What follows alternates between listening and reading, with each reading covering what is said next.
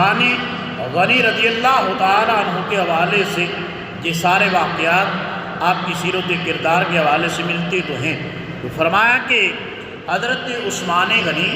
رضی اللہ تعالیٰ عنہ عام الفیل کے 6 سال بعد آپ پیدا ہوئے اور پیدا مکہ معظمہ میں ہوئے۔ آپ کی کنیت ابو عمر تھی، لیکن بعد میں آپ کے بیٹے عبداللہ کی وجہ سے